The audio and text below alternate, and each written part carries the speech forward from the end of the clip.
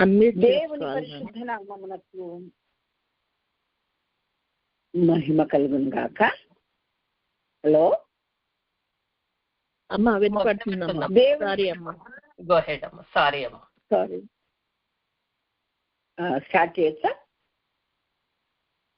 తల్లి? చేయొచ్చమ్మా.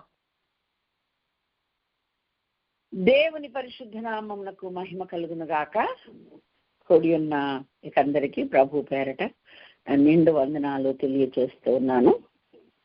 ఇంతవరకు దేవుడు మనతో కూడా ఉండి తన వాక్య సత్యాలు మనకి ఎన్నో నేర్పించాడు. అందును బట్టి ప్రభువుకు మహిమ కలుగును గాక. ఆలయ నిర్మాణాన్ని నేర్పించారు. ఆలయంలో ఎన్ని విధాలు ఉన్నదని తెలియచేశారు. తర్వాత ఆ కడపటి ఆలయం ఏంటో, మొదటి ఆలయం ఏంటో కూడా గత వారం మనకు వివరంగా తెలియజేశారు. ఈ దినము మరొక్క మాటను ప్రభు పాదాల దగ్గర మనం అడిగి పొందుకున్న ఈ సత్యంను మనము నేర్చుకుందాం. హెబ్రీలకు రాసిన పత్రిక 3వ అధ్యాయం 2 నుండి 4 వరకు నేను చదువుతాను. దయచేసి మీరు జాగ్రత్తగా వినాలని మనవి చేస్తూ ఉన్నా. దేవుని ఇల్లంతటిలో మోషే నమ్మకముగా ఉండినట్టు ఈయన కూడా తను నియమించిన వానికి నమ్మకముగా ఉండెను. ప్రతి ఇల్లును ఎవడైనా ఒకరి చేత కట్టబడును, సమస్తమును కట్టిన వాడు దేవుడే అని చెప్పుతూ, ఇంటి కంటే దానిని కట్టిన వాడు ఎక్కువ ఘనత పొందినట్టు ఈయన మోషే కంటే ఎక్కువ మహిమకు అర్హుడుగా ఎంచబడెను అని చెప్తూ 6వ వచనంలో ఏమంటాడు? అయితే క్రీస్తు కుమారుడయ్యుండి ఆయన ఇంటి మీద నమ్మకముగా ఉన్నాడు. ధైర్యమును నిరీక్షణ వలని ఉత్సాహమును తుద మట్టుకు స్థిరముగా చేపట్టిన ఎడల మనమే ఆయన ఇల్లు. దేవునికి స్తోత్రం, హల్లెలూయా. దేవుడు ఏం చెప్పాడు గత వారములు వాక్యములు మనకు? మీరు దేవుని ఆలయమై ఉన్నారని, దేవుని ఆత్మ మీలో నివసించుచున్నాడని మీరెరగరా అన్నాడు. అలాగే 3:16 మొదటి కొరింథీ 6:19 ఏం చెప్పారు? మీ దేహము దేవుని వలన మీకు అనుగ్రహింపబడి మీలో ఉన్న పరిశుద్ధాత్మకు నిలయమని మీరెరగరా అన్నాడు. అలాగే 2వ కొరింథీ పత్రిక, మరి అదే 2వ కొరింథీ పత్రికలో అది 5వ అధ్యాయంలో ఏం చెప్పారు అని అంటే, భూమి మీద ఉన్న ఈ మన గుడారము శిథిలమైపోయినను చేతి పని కాక దేవునిచే కట్టబడిన ఒక మహిమ గుడారం మనకుంది అని చెప్పాడు.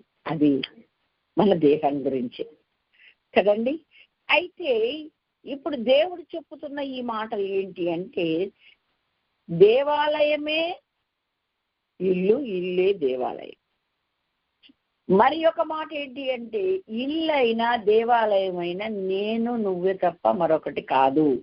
భూమి మీద కట్టుతున్న, లిటరల్ గా భూమి మీద చేతులతో కట్టబడిన దాని గురించి దేవుడు చెప్పడం లేదు. దేవునిచే నిర్మించబడిన మనమే ఆయనకు ఇల్లు, ఆ ఇల్లే ఆయనకు దేవాలయం. ఆ విషయాలను మనము క్షుణ్ణంగా ఇంకా లోపల మనము నేర్చుకోవాల్సి ఉంది. ఏమని వ్రాయబడి ఉంది? మత్తయి సువార్త 7:24 నుంచి 28 మనము చూస్తే, ఈ నా మాటలు విని వాటి చొప్పున చేయువాడు బండ మీద తన ఇల్లును కట్టుకున్న బుద్ధిమంతుని పోలియుండును. వాన వచ్చెను, వరద వచ్చెను, గాలి వీచెను, ఆ ఇంటి మీద కొట్టెను, ఆ ఇల్లు పడిపోలేదు, దాని పాటు గొప్పది అన్నారు. కింది భాగంలో ఏమన్నాడు? ఈ నా మాటలు విని వాటి చొప్పున చేయని ప్రతివాడు ఇసుక మీద ఇల్లు కట్టిన బుద్ధిహీనుని పోలి ఉన్నాడు. వాన వచ్చెను, వరద వచ్చెను, గాలి విసిరి ఆ ఇంటి మీద కొట్టెను, ఆ ఇల్లు పడిపోయింది అని చెప్పాడు. ఇవ్వండి, బుద్ధిమంతుని ఇల్లు ఎలా కట్టుకున్నాడో, బుద్ధిహీనుడు ఎలా ఇల్లు కట్టుకున్నాడో మత్తయి సువార్త 24వ అధ్యాయం, క్షమించండి 7వ అధ్యాయం 24 నుండి 28 వరకు మనం చదువుకుంటే మనకు స్పష్టంగా అర్థమవుతుంది. ఓకే. అయితే కొలస్సీలకు రాసిన పత్రిక 2వ అధ్యాయం 6-7 వచనాల్లో మళ్ళొక సూచన దేవుడు మనకి ఇచ్చాడు. ఏంటా సూచన అంటే, కావున మీరు ప్రభు అయిన క్రీస్తు యేసును అంగీకరించిన విధముగా ఆయన యందు వేరు పారిన వారై ఇంటి వలె కట్టబడుచు మీరు నేర్చుకున్న ప్రకారముగా విశ్వాసమందు స్థిరపరచబడుచు కృతజ్ఞతాస్తులు చెల్లించడం యందు విస్తరించి ఆయన యందు ఉండి నడుచుకున్నది. ఎలాగా? ఇంటి వలె కట్టబడుచు అన్నారు. అంటే మన ఆధ్యాత్మిక జీవితం ఇంటి వలె కట్టబడాలి అని దేవుడు చెప్పాడు. అది బండ మీద పునాది వేసుకొని కట్టిన బుద్ధిమంతుల్లాగా ఉండాలి. అలా కట్టబడితే ఇల్లు గాలి వస్తుంది, వర్షం వస్తుంది, వరద వస్తుంది, కానీ ఆ ఇల్లు పడిపోదు. అది బుద్ధిమంతుని ఇల్లు అన్నాడు. అంటే మనం 1 కొరింథీ పత్రిక 3:10-15 వరకు ఏం చదువుకున్నాం? క్రీస్తే నేర్పరి అయిన శిల్పకారుని వల్ల నేను పునాది వేశాను, ఆ పునాది మీద ప్రతి వాడు తన ఇల్లును కట్టుకోవాలి. వాడు ఎలా కట్టుకుంటాడో వాడే పరిశీలించి చూసుకోవాలి. ఒకవేళ నువ్వు కట్టుకునే నీ దగ్గర ఉన్న మెటీరియల్, నువ్వు కట్టుకుంటానికి ఉపయోగించిన ఆ మెటీరియల్ వెండి బంగారం వెలగల రాళ్లతోనైతే నిలబడుతుంది, అగ్ని పరీక్షిస్తే. కర్ర గడ్డి కొయ్యకాలైతే అది అగ్ని పరీక్షలో తేలిపోద్ది. కాబట్టి పునాది వేయబడిన పునాది తప్ప మరొక పునాది ఇంకా ఎవడు వేయడానికి లేదు. ఆ పునాదే ఏంటిదంటే అపోస్తలుల ప్రవక్తలు వేసిన పునాది. క్రీస్తు ముఖ్యమైన మూలరాయి అయి ఉండగా అపోస్తలులు ప్రవక్తలు వేసిన పునాది అనగా ఆ బోధ మీద, ఆ యొక్క సిద్ధాంతం మీద, ఆ సంపూర్ణ సత్యం మీద ఎవరెవరు ఇల్లు కట్టుకుంటారో వారు సరి అయిన మెటీరియల్తో కట్టుకుని నిలబడేలా కట్టుకుంటేనేమో బుద్ధిమంతుడు అవుతాడు, వాడికి బహుమానం దొరుకుతుంది, పడిపోదు ఆ ఇల్లు. కాబట్టి అలా కాకుండా ఇసుక మీద కట్టినట్లుగా పునాది లేకుండా కట్టినటువంటి వాడు ఎవడైనా ఉంటే వాడు గడ్డి కొయ్యకాలు ఉపయోగించేవాడు. అంటే మన ఆధ్యాత్మిక జీవితం అనే ఒక గుడారాన్ని, ఒక ఇంటిని, ఒక దేవాలయమును నీవెలా నిర్మించుకుంటావో దాన్ని బట్టే చివరి వరకు అది నిలబడుతుంది. బుద్ధిహీనుడు కట్టిన ఇంటి మీదకి కూడా 3 రకాల శ్రమలు వచ్చాయి. బుద్ధిమంతుడు కట్టిన ఇంటి మీదకి కూడా 3 రకాల శ్రమలు వచ్చాయి. నేను ఇంత మంచి పునాది మీద, నేను ఇంత మంచిగా దేవుని మాటలు విని వాటి చొప్పునే నేను కడితే నాకెందుకు ఈ 3 రకాలు వాడికి వచ్చినట్టే వచ్చింది అని నువ్వు అనకూడదు అని. అందరికీ లోకములో ఉన్న వాళ్ళందరికీ వచ్చినట్టే మనకు శ్రమలు వచ్చినా మన పునాది స్ట్రాంగ్గా ఉంది కనుక, క్రీస్తులో మనము చాలా లోతుగా వేయబడిన ఆ పునాది మీద మనం ఉన్నాం గనక మన ఇల్లు పడిపోదు. కాబట్టి ఈ సత్యాలు మనం ఎరిగిన వారమై, ఈ ఇల్లు ఎవరు అని అంటే మోషే ఇల్లంతట్లో నమ్మకమైన వాడుగా ఉన్నాడంట. అంటే ప్రతివాడు ప్రతి ఇల్లు ఎవరితోనో ఒకరి చేత కట్టబడుతుంది, సమస్తము కట్టేవాడు దేవుడే అంటూ ఇల్లు కంటే ఇల్లు కట్టిన వాడు ఎక్కువ ఘనత పొందినట్లు ఈయన మోషే కంటే ఎక్కువ ఘనత పొందాడు. అంటే మోషే ఇల్లు అనే మన మీద పరిచారకుడుగా, పరిచర్య చేయువాడుగా ఉన్నాడు. ఇప్పుడు మనల్ని నిర్మించే విధానము ఆ కాపరి మెటీరియల్ ఇచ్చి మనకు అందించి చేశాడు కదా. అయితే ఇంటికంటే ఇంటిని కట్టిన వాడు ఎక్కువ ఘనత పొందిందంటే యేసయ్యే ఘనత పొందుతాడు. ఇంతకు ఇల్లు ఎవరు అంటే నువ్వు నేనేనని మరొకసారి దేవుడు మనకు జ్ఞాపకం చేస్తున్నాడు. అలాగైతే మరి ఎక్కడైనా దీనికి ఆధారాలు ఉన్నాయా? అయితే ఇంటి గొడవ ఏంటి మాకు కొంచెం చెప్పండి అని ఎవరైనా అడిగితే మనం చెప్పాల్సినటువంటి వాక్యం ఏంటంటే యోహాను సువార్త 2వ అధ్యాయం 16వ వచనం నేను చదువుతున్నాను, మీరు శ్రద్ధగా వినండి. పావురములమ్ము వారితో వీటిని ఇక్కడి నుండి తీసుకొని పోండి, నా తండ్రి ఇల్లు వ్యాపారపు టిల్లుగా చేయకుడని ఆయన చెప్పెను. ఆయన శిష్యులు నీ ఇంటిని గూర్చిన ఆసక్తి నన్ను భక్షించుని వ్రాయబడి ఉన్నట్లు జ్ఞాపకం చేసుకుంది. ఏంటి ఈ ఇల్లు? నా తండ్రి ఇల్లును వ్యాపారపు ఇల్లుగా మార్చకుడని వాళ్ళను కోప్పడ్డాడు. ఆయన చాలా తాళ్లతో కొరడాలు చేసి గొర్రెలన్నింటినీ దేవాలయం. ఇంతకు ఇల్లేంటి అంటే మళ్ళీ ఇక్కడ ఏం చెప్తాడు 14వ వచనంలో, దేవాలయములో ఎడ్లను గొర్రెలను పావురములు అమ్మువారిని రూకలు మార్చువారిని కూర్చుండుట చూచి తాళ్లతో కొరడాలు చేసి గొర్రెలను ఎడ్లనన్నిటినీ దేవాలయం నుండి తోలివేసి రూకలు మార్చువారి రూకలు చల్లివేసి వారి బల్లలు పడద్రోశాడు. తోసి అప్పుడు అంటున్నాడు ఆయన, నా తండ్రి ఇంటిని వ్యాపారపు ఇల్లుగా చేయదని. అంటే దేవాలయంలో ఏం జరగాలో అదే జరగాలి, కానీ దేవాలయంలో వ్యాపారాలు జరగకూడదు, అక్రమంగా ఏ పద్ధతులు పనులు జరగకూడదు అని దేవుడు అది చూసినప్పుడు ఎంత కోపము రాకపోతే తాళ్లను కొరడాల్లాగా చేసి అన్నిటినీ పడేసి తోలేసి మరి బల్లలను రూకలు చల్లివేసి బల్లలు పడద్రోసి పావురాలు అమ్మవారితో కోపంగా ఇక్కడ దీర్ఘపోండి అని ఇవన్నీ చేశాడంటే దేవాలయం ఎలా ఉండాలో అలాగే ఉండాలి, కానీ అది వ్యాపారపు ఇల్లుగా ఉండొద్దు.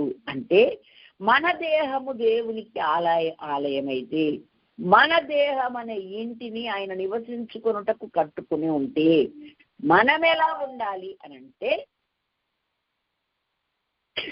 అందులో ఏం జరగాలో అదే జరగాలి, కానీ వ్యాపారపు ఇల్లుగా ఉండకూడదు. ఏం జరిగిందండి అందులో? మత్తయి సువార్త 21వ అధ్యాయం అక్కడ కూడా మనకు ఒక జవాబును దేవుడిస్తుంది. అక్కడ కూడా దేవాలయములో యేసు ప్రవేశించి క్రయ విక్రయములు 12 నుండి నేను చదువుతున్నా, రూకలు మార్చి వారందరిని వెళ్ళగొట్టి మరి గువ్వలమ్మ వారి పీటలు పడద్రోసి నా మందిరం ప్రార్థనా మందిరం అనబడ్డాడు. 14లో ఏమంటుండండి, గుడ్డివారును కుంటివారును దేవాలయములోనికి వచ్చినప్పుడు వారిని స్వస్థపరిచాడు. అక్కడ ఇంకా ఏం జరుగుతుంది అనంటే దావీదు కుమారునికి జయము, దేవాలయములు కేకలు వేస్తున్నారు. ఆయన అక్కడ ఏం చేశాడంటే ఒక స్వస్థత ప్రార్థన చేశారు. విడుదల కొరిగింది, గుడ్డి వాళ్లకు విడుదలే, కుంటి వాళ్లకు విడుదలే, నానా రోగములతో బాధపడుతున్న వారికి స్వస్థత విడుదల కలిగింది. దావీదు కుమారునికి జయము జయమని చిన్న బిడ్డలు పెద్దవాళ్ళు అందరూ కూడా కేకలు వేస్తున్నారు. ఏంటి కేకలు అని అంటే, నువ్వు ధర్మశాస్త్రం చదవలేదా? బాలుర యొక్కయు చంటి పిల్లల యొక్కయు నోట స్తోత్రము సిద్ధింపజేసేది అని బైబిల్లో లేదా అని వాళ్ళకి చెప్పాడు. అంటే గ్రంథములో ఏం జరగాలో మన అంతరంగములో మన జీవితములో దేవునికి మహిమ తెచ్చి ఏ కార్యం జరగాలో అదే జరిగితే మనము ఆయన నివసించు ఇల్లు, అలాగే ఆయన నివసించు ఆలయం అవుతామని వాక్యం స్పష్టంగా మనకు బోధిస్తుంది. దేవునికి మహిమ కలుగునగాక. హల్లెలూయా. మరలా జ్ఞాపకం చేస్తాను, ఇల్లు అన్నా దేవాలయం అన్నా నీవు నేనేనని గ్రహింపులోకి మనం వద్దాం. అలాగే 11 లూకా 11 21, 26 వచనాలు మనం చదివినట్లయితే అక్కడ మరొక సాదృశ్యాన్ని మనకు దేవుడు చూపిస్తూ ఉన్నాడు. 11, 21 నుండి 26. బలవంతుడు ఆయుధములు ధరించుకొని తన ఆవరణమును కాచుకున్నప్పుడు అతని సొత్తు భద్రముగా ఉండును. అయితే అతని కంటే బలవంతుడైన ఒకడు పైబడి జయించినప్పుడు తను నమ్ముకున్న ఆయుధములు ఆగు వేసుకుని తన ఆస్తిని పట్టుకును అంటూ ఏం చెప్తున్నాడు ఇక్కడ మనకు అనంటే, ఒక ఇల్లు ఒక ఇంటిని కాపాడుకునే విధానాన్ని చెప్తున్నాడు. బలవంతుడు వచ్చి మన ఇంటి మీద దోపిడిగా పడిపోయి మన ఇల్లంతటిని దోచేసుకొని మన ఇల్లంతటిని ఆక్రమించుకొనకుండునట్లు ఆ ఇంటిని మరి జాగ్రత్తగా తన సొత్తును కానీ తన ఇంటిని కానీ ఎవ్వడు ఆక్రమించుకొని దోచేసుకోకుండా కాపాడుకోవలసిన బాధ్యత మనందరి మీదనే ఉంది అన్నారు. ఎప్పుడు వాడలా ఆక్రమించుకుంటాడు, ఎప్పుడు వాడలా దోచుకుంటాడు అని అంటే అక్కడ కింద భాగంలోనే రాశాడు. ఒక మనిషిని అపవిత్రాత్మ వదిలిపోయిన తర్వాత విశ్రాంతి వెతుకుచు నీరు లేని చోట్ల తిరుగుచుండును. విశ్రాంతి దొరకనందున నేను విడిచి వచ్చిన నా ఇంటికి తిరిగి వెళ్ళుదును అనుకొని వచ్చి ఆ ఇల్లు ఊడ్చి అమర్చి చూచి వెళ్ళి తనకంటే చెడ్డవైన మరి 7 ఆత్మలను వెంట పెట్టుకొని వచ్చును. అవి అందులో ప్రవేశించి అక్కడే కాపురముండును. అందుచేత ఆ మనుష్యుని కడపటి స్థితి మొదటి దానికంటే చెడ్డదగును అన్నారు. చూసారా, మళ్ళా ఇల్లు దేవాలయం ఒకటేనని మరలకి ఇక్కడ చెప్తున్నారు.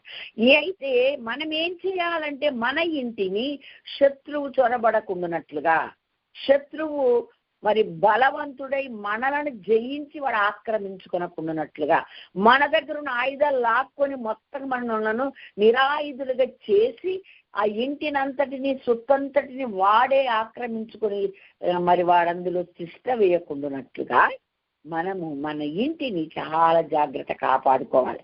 ఎగ్జాంపుల్ ఏం చెప్పాడంటే దేవుడు, ఒక ఇంటిని అపవిత్రాత్మ అంతకుముందు అందులో కాపురం ఉండే, వదిలిపోయిన తర్వాత దానికి ఎక్కడ నీరు లేని చోట్ల అన్నాడు. అంటే వాక్యము అని అర్థము. నీరు అంటే అగ్ని అన్న, శుద్ధి అన్న వాక్యమే, ఓకే, పాలు అన్న వాక్యమే, దీపం అన్న వాక్యమే. కాబట్టి ఇవన్నీ మనకు సాదృశ్య రూపకంగా బైబిల్ అంతట్లో ఆయా సందర్భంలో చెప్పాను.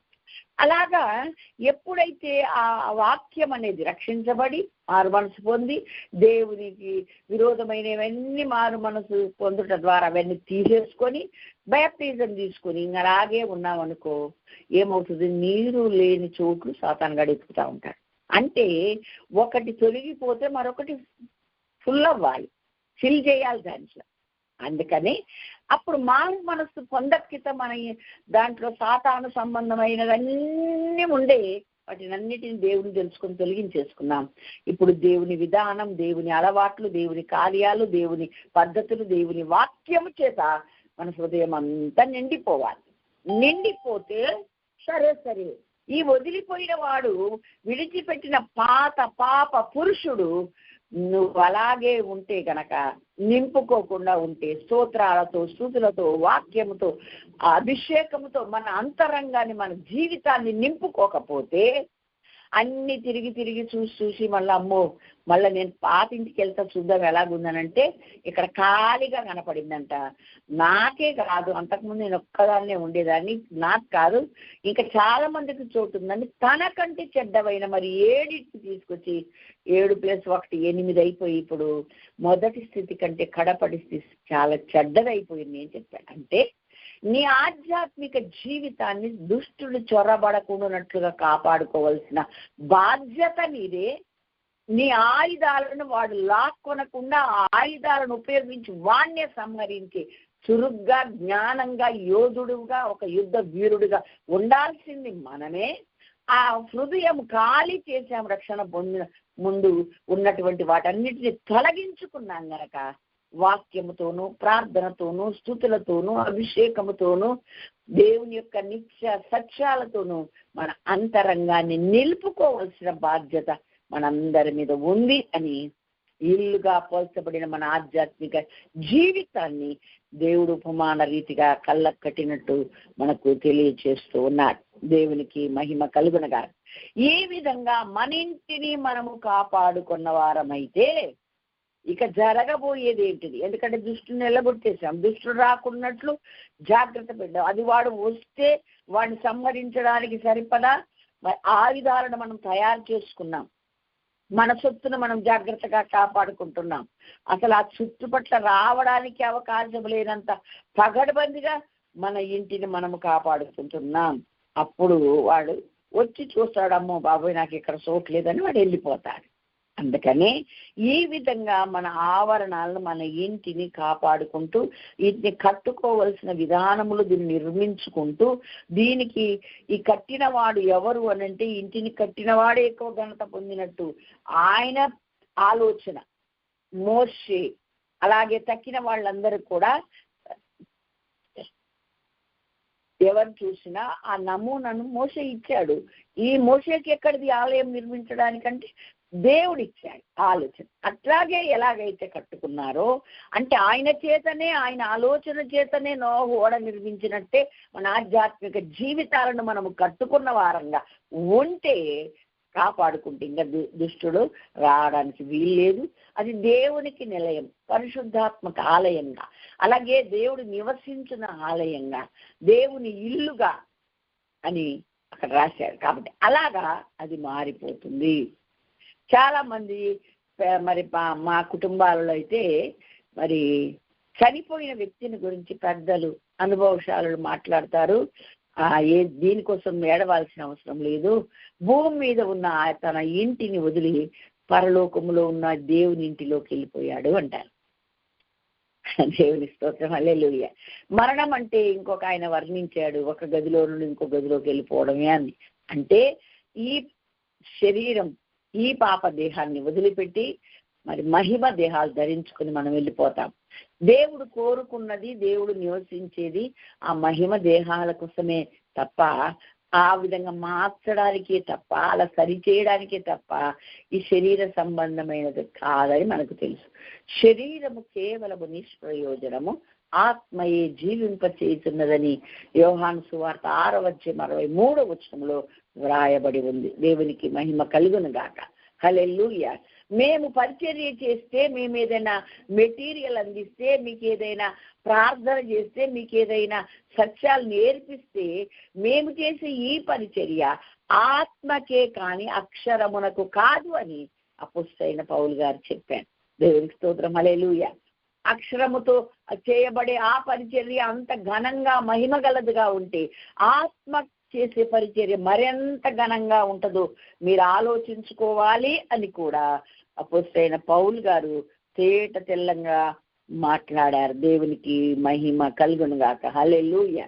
కాబట్టి మనము ఇప్పుడు ఆత్మ సంబంధమైన ఇంటిని గుర్చి, ఆత్మ సంబంధమైన దేవాలయమును గుర్చి ఎంతగా 3 వారాల నుండి దేవుడు మనకు బోధిస్తూ ఉన్నాడు.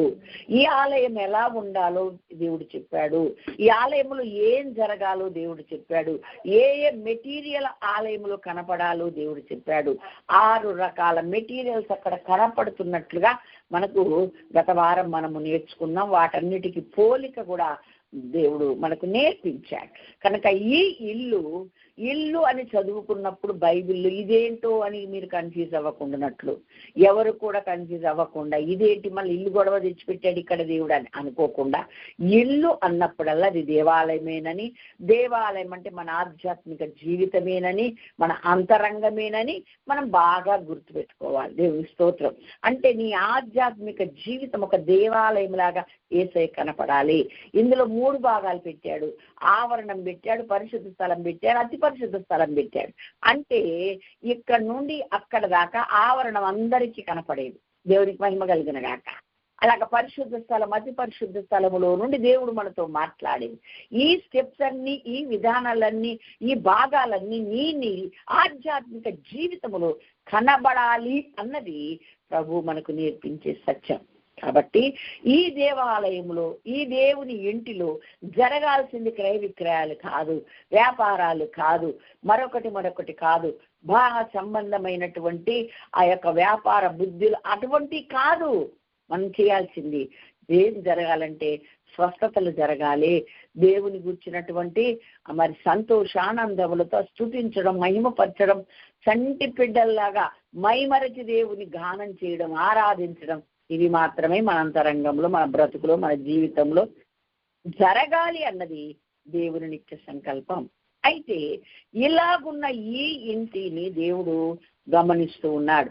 ఇలా ఎవరెవరైతే తమ ఇంటిని కట్టుకుంటారో వాళ్ళందరికీ దేవుడు ఒక చక్కని మరి మాట చెప్పాడు. చూడండి, నేను చదువుతున్నా 1 పేతురు 4:17 మరి 17 దేవుని ఇంటి యొద్ద ఆరంభమగు తీర్పు, దేవుని ఇంటి యొద్ద ఆరంభమగు కాలం వచ్చిన్నది, అది మన యొద్దనే ఆరంభమైతే దేవుని సువార్తకు అవిధేయులైన వారి గతి ఏమవును అన్నాడు. అని మళ్ళా పైన అంటాడమ్మా, దేవుని ఇంటి యొద్ద తీర్పు ఆరంభము కాలం వచ్చింది అని మళ్ళీ అది మన యొద్దనే అన్నాడు. అదేంటి అంటే మళ్ళా దేవుని ఇల్లన్నా మనమన్నా ఒకటే అని మనం గ్రహించాలి. అది మన యొద్దనే ఆరంభం అవుతుందంటే మనం మాట్లాడుతున్న, మనము నేర్చుకుంటున్న, మనం బోధిస్తున్న, మనం ఇతరుల పక్ష సాక్ష్యంగా బతుకుతున్న మన యొద్దనే ఆరంభమయ్యే కాలం వచ్చింది. మన యొద్దనే తీర్పు ఆరంభమైతే దేవుని సువార్తకు అవిధేయులైన వారి గతి ఏమవును? ఆశ్చర్యం. ఆలోచిస్తే భయం గొలుపుతుంది. అలాగే మరియు నీతిమంతుడే రక్షించబడడం దుర్లభమైతే భక్తిహీనుడు పాపియు ఎక్కడ నిలుస్తారు అన్నాడు. అంటే నీతిమంతులుగా తీర్చబడిన మన దగ్గరే మొత్తం స్టార్ట్ చేసేస్తున్నాడు తీర్పు. ఇక వాళ్ళ దగ్గర ఎందుకు? ఫస్ట్ నిన్ను చూస్తాను, నీ మార్కులు చూస్తా, నీ లెక్క చూస్తా అని అంటాడు దేవుడు. ఎలాగంటాడంటే ఆ మాటలు కూడా రోమాపత్రికలో మనం దేవుడు పక్షపాతము లేని దేవుడు గనక ఆయన మనకు ఆ విషయాలు రోమాపత్రికలో చూపించాడు. 2వ అధ్యాయం 6 నుండి నేను చదువుతా. ఆయన ప్రతివానికి వానికి ఇలా చొప్పున ప్రతిఫలం ఇచ్చును, సత్క్రియను ఓపికగా చేయుచు మహిమను ఘనతను అక్షయతను వెదుకు వారికి నిత్య జీవం ఇచ్చును. అయితే వేదములు పుట్టించి సత్యమునకు లోబడక దుర్నీతికి లోబడి వారి మీదికి దేవుని ఉగ్రతయు రౌద్రమును వచ్చును అని చెప్తూ, దుష్కార్యములు చేయు ప్రతి మనుషుని ఆత్మకు మొదట యూదునికి గ్రీసు దేశస్థునికి శ్రమయు వేదనయు కలుగును, సత్క్రియ చేయు ప్రతివానికి అనగా మొదట యూదునికి గ్రీసు దేశస్థునికి కూడా మహిమయు ఘనతయు సమాధానం కలుగును, దేవునికి పక్షపాతం లేదు. అంటే మన దగ్గరే స్టార్ట్ చేస్తాడట దేవుడు. యేసును అంగీకరించేసే దగ్గరగా వచ్చిన వాళ్ళనే ముందు పరీక్షించడం మొదలు పెడతాడు, ముందు మార్కులు వేయడం మొదలు పెడతాడు, ముందే మన జీవితాన్ని అనాలిసిస్ చేస్తాడు, ప్రక్షాళన చేస్తాడు. ఆ మార్కులు వేయడం మొదలు పెడితే మనం తప్పిపోయామనుకోండి, 0 మార్కులు వచ్చాయనుకోండి, అది చాలా ఘోరం. కాబట్టి యూదులైతే జీవిస్తే యూదులనే ఫస్ట్, శిక్షిస్తే యూదులనే ఫస్ట్, తర్వాత గ్రీస్ దేశస్సు అని చెప్పాడు. అలాగే అసలు యూదుడంటే ఎవడు అని మనం మళ్ళా మరి వాళ్ళ గొడవ మనకెందుకు అని మనం అనుకోకుండా ఆ మరలా రాసి పెట్టాడు. బాహ్యమునకు యూదుడైన వాడు యూదుడు కాదు, శరీరమందు బాహ్యమైన సున్నతి కాదు. రోమాపత్రిక 2:28-29 నేను చదువుతున్నా. అయితే అంతరంగమందు యూదుడైన వాడే యూదుడు, మరియు సున్నతి హృదయ సంబంధమైనదై ఆత్మయందు జరుగునదే గాని అక్షరము వలన కలుగునది కాదు. అట్టివానికి మెప్పు మనుషుల వలన కలగదు, దేవుని వలననే కలుగును. అంటే యూదుడనగానే మనకు సున్నతి సంస్కారం గుర్తొస్తుంది. అయితే వారికి మనకు కలిపి చెప్పుతున్న మాట ఏంటంటే దేవుడు అది నియమించింది ఆత్మ సంబంధమైన సున్నతి తర్వాత జరగాలనడానికి ఒక సాదృశ్యంగా చెప్పాడు. ఓకే, ఇప్పుడు కట్టుతున్న ఇల్లును చూపించి మన జీవితమే, మన ఆధ్యాత్మికమే, మన దేహమే ఆయనకి ఇల్లు అని చెప్పినట్లుగా, అంటే దాన్ని కట్టే విధానాన్ని బట్టి అది ఉండిపోద్దా కూలిపోద్దా అని ఎట్లా తెలుస్తుందో, నీ ఇంటిని కట్టుకునే ఆ మెటీరియల్ను ఉపయోగించే మెటీరియల్ని బట్టి, ఆ శ్రద్ధను బట్టి, ఆ విధానాన్ని బట్టి, ఆ ఏ బ్లూ ప్రింట్ మీద ఏ పునాది మీద నువ్వు కడుతున్నావో ఏ బ్లూ ప్రింట్ ప్రకారం కడుతుంది, దాన్ని బట్టి నిలబడుతుంది లేదా పడిపోతుంది అన్న సత్యం మనకు తెలియడానికి ఇవన్నీ దేవుడు నేర్పించాడు. ఇప్పుడు యూదుడు గురించి చెప్పేటప్పుడు మంచి కార్యాలు చేస్తే ఘనత ముందు యూదునికే, దుష్కార్యాలు చేస్తే శిక్ష కూడా యూదునికే ఫస్ట్ వస్తుంది, ఆయనకి ఎప్పటికీ పక్షపాతం ఉండదు అన్న విషయం చెప్పి, యూదుడంటే ఎవరు? బాహ్యమునకు యూదుడైన వాడు యూదుడు కాదు, అంతరంగమందు యూదుడైన వాడే యూదుడు. దేవునికి మహిమ కలుగునక. అంటే యూదులకు జరగవలసిన ప్రక్రియలన్నీ ప్రతి మనిషికి అంతరంగములో జరగాలి. దేవునికి మహిమ కలుగునుగాక. హల్లెలూయా. ఈ ప్రభు చిత్తమైతే ఆయన సెలవిస్తే యూదులే అన్న ఒక మాట గురించి, వాళ్ళ గురించి నేను ఎప్పుడైనా మాట్లాడాలని నేను ఆశపడుతున్నాను. ఇప్పుడే నాకు ప్రేరేపణ వచ్చిన తర్వాత చూసుకుందాం మనం. అయితే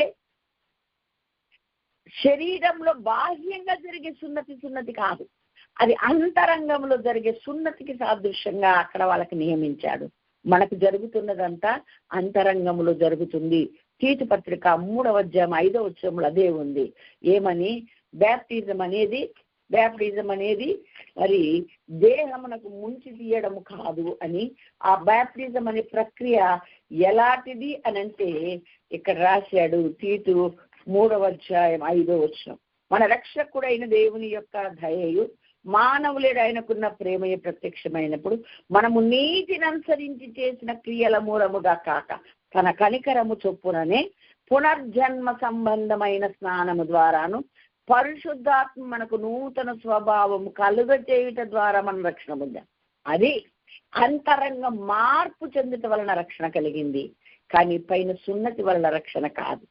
అది ఆ హృదయమునకు సున్నతి కలగాలి అన్న ఆ యొక్క మాటను కోయబడాలి. అందుకే దేవుని వాక్యం అపోస్తలుడైన పౌలు గారు, క్షమించండి, పేతురు గారు ప్రకటిస్తుంటే వాక్యం అనే ఖడ్గము వాళ్ళ హృదయములు గుచ్చబడి అన్నారు. అప్పుడు వాళ్ళు అడిగారు, మేమేం చేయాలి అన్నారు. ఆ వాక్యం అనే ఖడ్గం వాళ్ళ హృదయ అంతరంగంలో గుచ్చబడితే అప్పుడు చెడును పెకిలించేస్తుంది అన్నమాట, దుష్కార్యాలను తీసివేస్తుందన్నమాట, దేవుడికి నచ్చంది పెరికి వేస్తుందన్నమాట. అప్పుడు అది నిజమైన యూదుడుగా మారే విధానమని వాక్యం స్పష్టంగా మనకు బోధిస్తుంది. బాహ్య సంబంధమైన సున్నతి కాదు అంటూ అంతరంగమందు యూదుడైన వాడు యూదుడు, మరియు సున్నతి హృదయ సంబంధమైనదై ఆత్మయందు జరుగునదే గాని మరొకటి లేదు అని చెప్పి ఇప్పుడు మనకు తీతు పత్రికను 3:5 మనకు చూపించాడు దేవుడు. దేవునికి మహిమ కలుగును గాక. కాబట్టి మనము మన యొక్క జీవితాన్ని మన ఇంటి యొద్దనే తీర్పు ప్రారంభమవుతూ ఉండగా మనం చేయాల్సింది ఏంటి అని అంటే, బాహ్యమునకు కాదు అంతరంగానికి దేవాలయముగా మారుదాం. దేవుని ఇంటిగా మారాల్సిన అవసరము అగత్యత ఎంతైనా ఉంది అని వాక్యం మనకు బోధిస్తూ ఉంది. దేవునికి స్తోత్రం, హల్లెలూయా.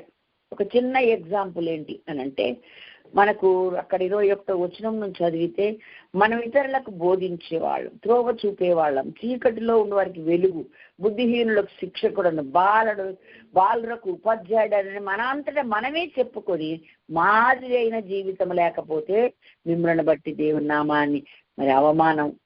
నామానికి అవమానం కలుగుతుందిగా అని అవన్నీ బోధించి ఆయన చెప్పుకొచ్చాడు. దేవుడు సున్నతి ఎక్కడ జరగాలంటే అంతరంగంలో జరగాలి, అలా జరిగినోడే నిజమైన యూదుడు అని చెప్పాడు. అదే ఆధ్యాత్మికంగా రక్షించబడిన మనందరిని ఉద్దేశించి దేవుడు చెప్పిన మాటలని. కాబట్టి మనమందరము కూడా దేవుని సన్నిధిలో పరిపూర్ణతలోకి మార్పు రావాలి, మన తలంపులు మార్పు రావాలి. ఒక్క మాట అండి, అబ్రహాం అన్నాడు, నేను ధూళిని బూడిదను అయ్యాను అన్నాడు. నేను అడిగ తెగిస్తున్నానయ్యా, నేను ధూళిని. ఎప్పుడు ధూళి బూడిద అయ్యాడండి? ఆయన ఎప్పుడైతే వాళ్ళు ఆ ఇంటి నుండి పిలిచాడో అప్పటి నుండి ఆయన ఒక్కొక్కటి కాలుతూ పోయిందండి. ఎవరు ఎంతట్లా కాలింది? ఆయన దహించు అగ్ని అయితే ఆ దహించు అగ్నితో సహవాసం చేస్తూ ఆయన మాట వింటున్నాడు గనక, ఆయన ఆదేశాలకు తల ఒగ్గాడు గనక, ఆయన చిత్తము, ఆయన ఇష్టము, ఆయన ఆలోచన, ఆయన ప్లాన్ అంత, ఆయన జ్ఞానం, ఆయన తెలివి అంతా ఎప్పుడో బూడిదైపోయిందండి. ఇంకేదైనా మిగిలి ఆయనది తన చిత్తం అంత నాశనం, తన యొక్క జ్ఞానం అంతా నాశనం, అంతం కాలి బూడిదైపోయి నీది మాత్రమే నిలబడిందయ్యా. నేనుగా బూడిదైపోయా, నా ఆశలు బూడిదైపోయా, నా జ్ఞానం బూడిదైపోయింది, నా తెలివి బూడిదైపోయింది, నా యొక్క చిత్తము అనగా నా ఇష్టం బూడిద చేసేసుకున్నాను, ఏది నాది కాదు, నువ్వు చెప్పిందే చేశాను అన్నాడు. గనకనే 100 సంవత్సరాల వయసులో కుమారుని ఇచ్చాడు, విశ్వాసులకు తండ్రిగా చేశాడు, జనములకు తండ్రి చేశాడు. పితరు అయిన అబ్రహాం అని మనం మాట్లాడుకుంటాం. దేవునికి మహిమ కలుగును గాక. ఇంకా జఫన్య గారు చెప్తూ ఉంటే నాకు చాలా సంతోషం. అసలు ఆ యొక్క పరలోక రాజ్యానికి ఆయన ఒక సెంటర్, ఆయన అట్రాక్షన్ గా ఉన్నాడంట. వెళ్తే వెళ్ళగానే కనపడేది ఫస్ట్ అబ్రహామేనంట. దేవుని మహిమ కలుగును గాక. హల్లెలూయా. కనుక మనము అంతరంగ స్వభావ మార్పు చెందుట ద్వారా, మనం పాప పురుషుడికి సున్నతి జరుగుట ద్వారా, ప్రక్షాళన జరుగుట ద్వారా నీతిమంతులముగా నూతనమైన వ్యక్తులంగా మారుతాం. చూడు, వాళ్ళే యూదులు అని దేవుడు చెప్పాడు. కాబట్టి ఆ ఇంటిలో దైవ సంబంధమైన కార్యక్రమాలే జరగాలి, దైవ చిత్తమే జరగాలి తప్ప మరొకటి జరగడానికి లేదు అన్నాడు. అట్లా ఎప్పుడైతే ఆ విధంగా ఉంటుందో ఆ ఇల్లు దేవుని ఇల్లు అవుతుందండి. ఆ ఇల్లు దీవించబడుతుందండి. మనకందరికీ తెలుసు, చాలాసార్లు బైబిల్ చదువుకొని ఉంటాం మనం. 2 సమూయేలు గ్రంథములో మరి దావీదు గారు మందసాన్ని ఎక్కడో ఉంది, దాని గుడారంలో ఉంది, దాన్ని నేను తీసుకొస్తాను అని తీసుకురావడానికి పూనుకున్నాడు, కానీ పద్ధతి మర్చిపోయాడండి. ఎంత వాళ్ళైనా కొంచెం ఎరితనం ఉండదన్నట్టు ఎరితనం కనపడింది ఇక్కడ. పద్ధతి మర్చిపోయి కొత్త బండి మీదే కొత్త ఇళ్ళని తీసుకొచ్చి ఎక్కించి ఆ పెట్టినందులో పెట్టి తీసుకొచ్చాడు. మనుషులు వెనక ముందు నడుస్తూ ఉండగా అది ఒక దగ్గర కళ్ళము అది నాగోను కళ్ళము దగ్గర జారడం మొదలు పెడితే ఆ ఉజ్జా అనేవాడు దగ్గరే ఉన్నాడు గనక పట్టుకున్నాడు. అసలు ఏ విధంగా చెప్పాడు, దాని విధి విధానాలు మర్చిపోయాడు. 2000 కోట్ల దూరం నడవాలి, దగ్గర నడవకూడదు, ముట్టుకోకూడదు, చూడకూడదు, చాలా పద్ధతిగా ఉండాలి. అలాంటి మందసాన్ని అలా బండి మీద కాదు, యాజకులు మోయాలది.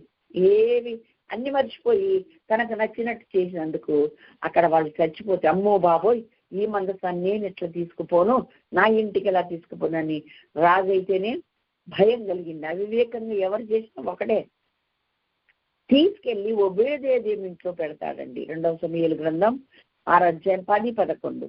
యెహోవా మందసము దావీదు పురములో తన యొద్దకు తెప్పించుకుని వెళ్ళక గిత్తీముడకు ఒబేదేదేము ఇంటి వరకు తీసుకుని వచ్చి అక్కడ ఉంచెను.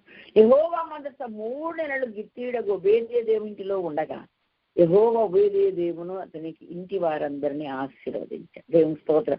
ఒక మందసము ఆ ఇంట్లో ఉంటేనే ఆ ఒబేదేదేము కలిగినదంతటిని ఆశీర్వదించి అది ఊరంతా తెలిసిపోయి మళ్ళా దావీదు దగ్గరికి ఆ వార్త వెళ్ళింది, రాజు దగ్గరికి కదా.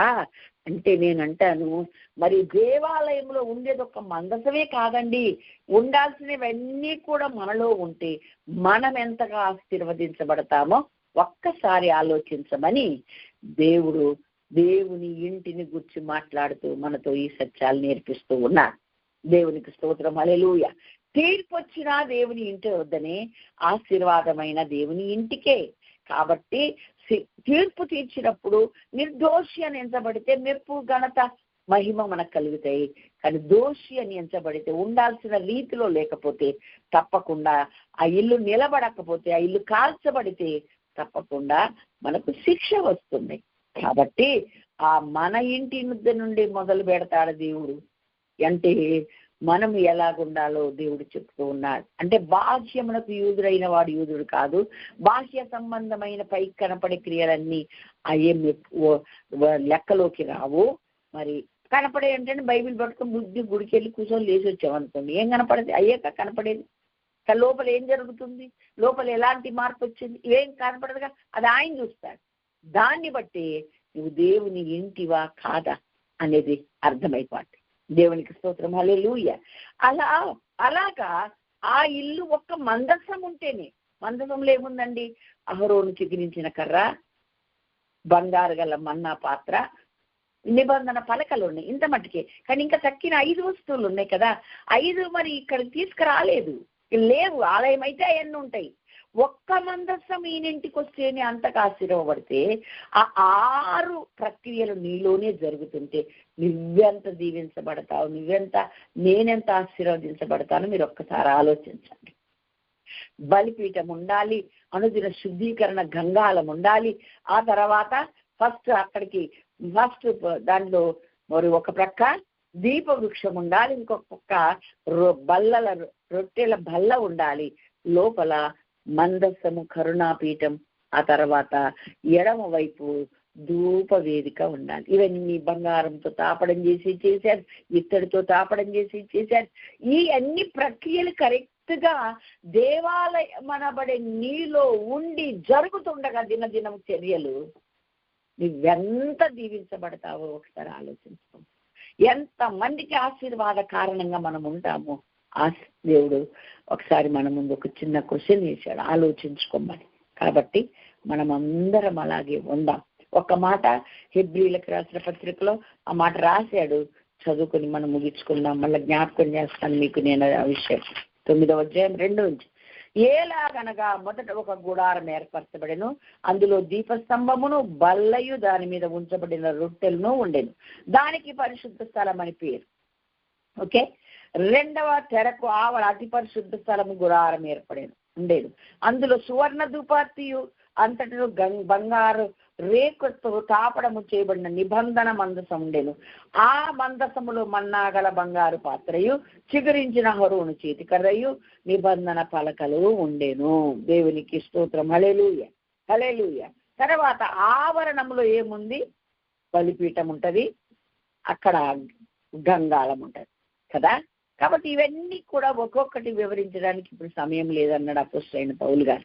అక్కడ మనము చదువుకుంటే ఒక్కొక్కటి ఒక అనుభవానికి సాదృశ్యమని గత వారం మనం నేర్చుకున్నాం. రక్షణ మొదలు పెట్టుకొని, సమర్పణ మొదలు పెట్టుకొని, మనల్ని మనం ప్రభుకు అర్పించుకునే ఆ యొక్క వ్యక్తిగత అర్పణను మొదలు పెట్టుకొని అనుదిన శుద్ధీకరణతో స్టార్ట్ అవుతుంది. ఇవన్నీ కూడా మనము నేర్చుకున్నాం. కాబట్టి మనమే ఒక ఆలయం, మనమే దేవుడు నివసించే ఇల్లు. కాబట్టి ఈ ఇంటిని భూమి మీద గుడారమైనది, ఇది శిథిలమైపోతే ఇది వదిలిపెట్టి మనము చేతితో కట్టబడని ఆ ఇంటికి మనం వెళ్ళిపోతాము. అక్కడ వెళ్ళిపోతే ఏం జరుగుద్దో నేను ఒక మాట చెప్పి ముగించేస్తా. ప్రకటన గ్రంథం 21వ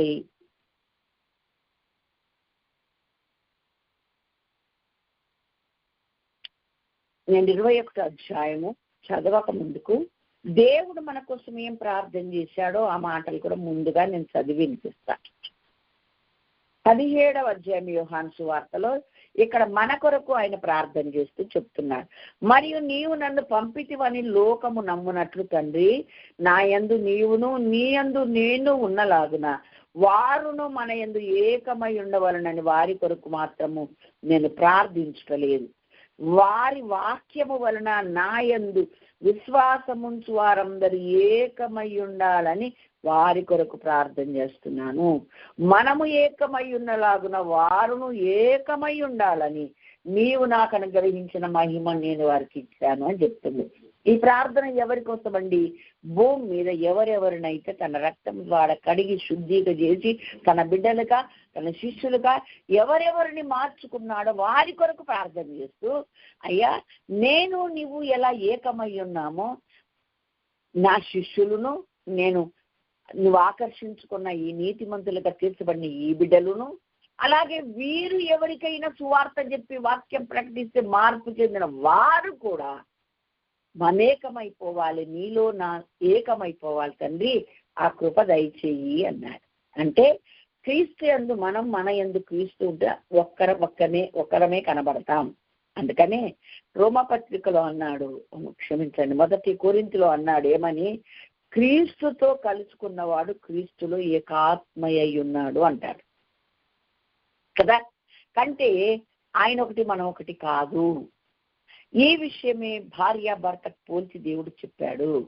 వాళ్ళు ఏక శరీరమగుదురు అని చెప్పాడు. అంటే అతుక్కోరు, మనసు, ఆలోచనలు, విధానాలు, పద్ధతి ఒక్కటే. అది దేవుడు కోరుకుంది. అట్లా ఉండకుండా చెరో పక్కకుండా ఇల్లు నాశనం అవుతుందని దేవుడు చెప్పాడు అనమాట. అలాగే క్రీస్తు చెప్పిందే మనలో లేకుండా మన సొంత ఆలోచనలు, మన సొంత విధానం, మన సొంత పద్ధతులు ఉంటే ఆయనలో మనము పెండ్లి కుమార్తె సంఘంగా మమేకమైపోము. అలాగే దేవాలయముగా మారలేము, ఆయన అందులో నివసించలేడు. ఆది సత్యం ప్రభు మనకు నేర్పించి ఆ ప్రార్థన ఎప్పుడో భూమి మీద ఉండగా చేశాడు. ఆ ప్రార్థనను మనం విన్నామని ధ్యానించామనుకోండి, మనం అలాగే మారామనుకోండి, మారినప్పుడు ఏం జరుగుతుంది అనంటే ప్రకటన 21 నుంచి నేను చదువుతున్నా. దాని 12 గుమ్మములు 12 ముత్యములు, ఒక్కొక్క గుమ్మం ఒక్కొక్క ముత్యంతో కట్టబడి ఉన్నది. పట్టణపు రాజవిధి శుద్ధ సువర్ణమై స్వచ్ఛమైన స్ఫటికమును పోలి ఉన్నది.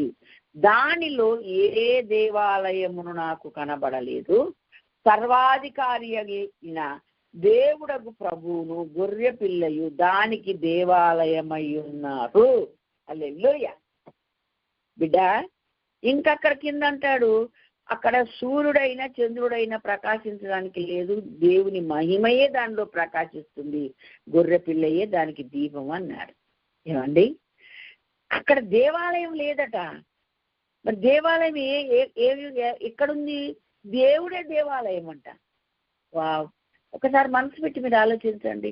మీరు లోకానికి వెలుగై ఉన్నారు అన్నాడు. తర్వాత పరలోకం వెళ్ళేసరికి అక్కడ ఏ సూర్యచంద్రుడు లేడు. వెలుగెవరు? యేసయ్య వెలుగు అక్కడ వెలుగుతున్నాడు. భూమి మీద కూడా చెప్పండి, నేను లోకానికి వెలుగును. పరలోకంలో కూడా ఆ వెలుగైన యేసయ్య ఉన్నాడు. ఇంకా సూర్యుడు చంద్రుడు లేరు. నీవు వెలుగైతే ఈ వెలుగు ఆ వెలుగులో ఏమైపోయింది? మమేకమైపోదు. అలాగే అక్కడ ఆయన దేవాలయమైన నీవు, దేవాలయముగా రూపించబడిన నీవు, ఆయన నివసించే దేవాలయముగా మార్పు చెందిన నీవు పరలోక వెళ్ళగానే ఆయన దేవాలయం ఎక్కడుందంటే ఆయనే దేవాలయం. ఆ దేవాలయం ఈ దేవాలయం కలిసిపోతాం. ఆయనలో మనం మమేకమైపోతాం. అంటే క్రీస్తులో కలిసిపోయేంతగా నా యందు మీరును మీ యందు నా మాటలను ఉంటే అన్నాడు. ఇద్దరం ఒకరిలో ఒకరిలో కలిసిపోయేంతగా మార్పు చెందే ఆ విధానాన్ని భూమి మీద ఉండగానే జరిగించాల్సిన ప్రక్రియ అక్కడికి వెళ్ళాక చేయించాల్సింది ఏమీ లేదని ఉంది. ఒక వెలుగైన మనము ఆ వెలుగైన అందులోకి వెళ్ళామనుకో మనం సపరేట్ కనపడం. ఒక దేవాలయమైన మనము దేవాలయమైన క్రీస్తులో అడుగు పెట్టామనుకో సపరేట్ కనపడం. ఆయనే కనపడతాడు. దేవుని స్తోత్రం. హల్లెలూయా, హల్లెలూయా. ఇంటిలోకి వెళ్ళగానే ఇల్లే కనపడుతుంది, అవి ఉన్న వాళ్ళు కనపడరు. అంటే అంతగా అందులో మనం నిమిడిపోతాం. అలాగే లోకానికి కనపడుతుంది ఇక దేవుడే ఒక దేవాలయంగా, దేవుడే ఒక ప్రచండమైన వెలుగుగా కనపడితే మనం ఆయనలో కలిసిపోతాము. దేవునికి మహిమ కలుగునుగాక. ఆయనలోనే ఉండి మనల్ని భూమి మీదకి పంపించారు. ఆయన ఊపిరే మన లోపల నడుస్తూ ఉంది. ఇప్పుడు మనల్ని మాట్లాడిస్తుంది, మనం బ్రతకనిస్తుంది, చెల్లిస్తున్నాం, మనము జీవిస్తున్నాం. ఆయన యందే బ్రతుకుతున్నాము, చెల్లించుతున్నాము, ఉనికిని కలిగి ఉన్నామని అపోస్తలుల కార్యం 17:28 వచనంలో వ్రాయబడి ఉంది. కాబట్టి మన ఆయన యందే బతుకుతున్నాం, మనం ఆయనలోనే బతుకుతున్నాం. భూమి మీద అంతా బతికి అక్కడికి వెళ్ళేసరికి ఆయన మనం మమేకమైపోతాం. ప్రత్యేకత లేదు. ఇక ఆయన ఎలా ఉన్నాడో మనం అలాగే ఉంటామని ఉంది కదండి. మొదటి యోహాను 3. ఆయన ప్రత్యక్షమైనప్పుడు ఆయనను మనము ఎలా చూస్తాము? ఆయనలాగా మనం మారిపోతాము అన్న. ఇప్పుడు మనకు అర్థం కావట్లే, కానీ ఆయన కనపడంగానే ఆయన దగ్గరికి మనం వెళ్ళగానే ఆయనలాగా మనం మారిపోతామని. ఎంత అద్భుతమైన, ఎంత సంతోషకరమైన ఈ చక్కని మాటలను దేవుడు మనకు వినిపిస్తూ ఉన్నాడు. దేవుడికి స్తోత్రం. హల్లెలూయా. నాకు వేరుగా మీరు లేరు అన్నాడు. ఉంటే కనుక మీరేం చేయలేరు అన్నాడు. కాబట్టి మనం ఆయనతో మమేకమైపోయే జీవితం భూమి మీద కనుక జీవించడం మొదలు పెడితే ఆయన, కొంతమంది భార్యాభర్తలు ఉన్నారనుకోండి, చాలా మంది మరి భార్యను ఏదైనా అడుగుతారు, అలా కుదరదండి ఇవ్వనని అంటే, మీ ఆయన్ని అడిగి చూస్తానంట. నా ఆయన మాట నా మాట ఒకటేనండి, నేను చెప్తే ఆయన చెప్తాడని ఒక్కొక్క అమ్మ ధైర్యంగా చెప్పుద్ది. అలా చెప్తే ఏమండి ఇలాగా అంటే, అవును వారు ఏం చెప్తుంది అదే అంటారు. అంటే ఏంటి? ఇద్దరిది ఒకే పద్ధతి, ఒకే మాట, ఒకే తీరు, ఒకే విధానం భూమి మీద. అలా చూపించాడు. ఎందుకనంటే పరలోకం వెళ్ళిపోతే ఆయనలో మనం మమేకమైపోయి ఆయన మనసు మన మనసు కలిసిపోయేది. ఆయనకు వేరుగా మనం లేం, మనకు వేరుగా ఆయన లేడని ఆయన రూపమే మనకిచ్చాడు గనక మనము ఆయనలో కలిసిపోయే ఆ విధానమే భూమి మీద ఉన్నది. మళ్ళీ మనమే కనపడతాము, మళ్ళీ ఆయనే కనపడతాడు. కానీ ఆయనను మనం వేరు చేసేది ఏది ఇక ఉండదు అని ఈ సత్యం దేవుడు మనకు బోధిస్తున్నాడు. అందుకనే అపోస్తలుడైన పౌలు ఏమంటాడు? శ్రమ అయిన, బాధ అయిన, ఉపద్రవమైన, వస్త్రహీనత అయిన, కరువు అయిన, కష్టమైన ఆ ప్రేమ నుండి మెడబాప నేరనేవు ఏది మనం బయటికి తీసేలేదు అని చెప్పాడు. అంటే అదే ఆయనలో కలిసిపోవడం అన్నమాట. ఆయనలో మరి ఆ బంధం అలాగా అతుకుపోవడం అన్నట్టు, ఎవడు వేరు చెయ్యలేనిదన్నమాట. కనుక అలాగా ఉండడానికి పరలోకం వెళ్తే సపరేట్గా ఆలయం లేదండి. పరలోకం వెళ్తే సపరేట్గా సూర్యచంద్రుడు లేరండి. ఆయనే వెలుగుతున్నాడు, ఆయనే ఆలయం. నువ్వు వెలుగు కాదని చెప్పాడు కదా, ఆ వెలుగైనా నువ్వు ఆయనలోకి వెళ్ళంగానే అందులో కలిసిపోతావు. నేను దేవాలయం అని చెప్పాడు కదా, ఆ దేవాలయం నువ్వు అందులో అడుగు పెట్టగానే ఆయనే దేవాలయం కనుక అందులో నువ్వు కలిసిపోతావు. అంత అద్భుతమైన కార్యాన్ని దేవుడు త్వరలో చేయబోతున్నాడు. మనం ఆయనలో ప్రత్యేకంగా ఉండాలంటే, ఆయనలో విడివడిన వారందరూ ఉండాల్సింది నిత్యత్వం అగ్నిలోనే తప్ప దేవాలయం దేవుని నిత్యరాజ్యంలో కాదు. కాబట్టి ఎంత ఆనందకరమైన గడియలు మనం ఎదుర్కోవాలంటే భూమి మీద బతుకుతుండగానే మనమే దేవాలయం, మనమే ఆయన నివసించే ఇల్లు.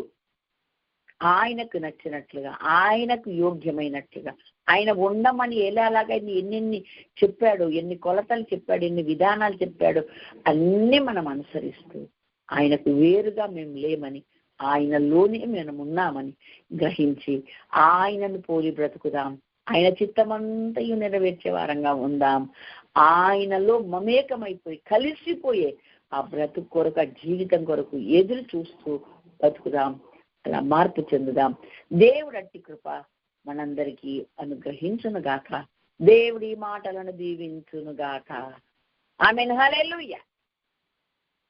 Praise the lord.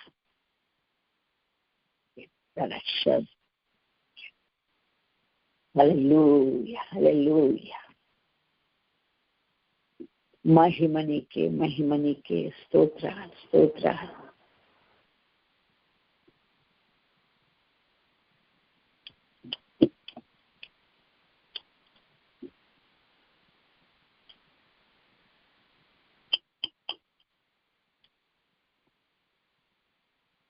ఒక 1 minute అమ్మా, రికార్డింగ్ ఆపేసి. పర్వాలేదు.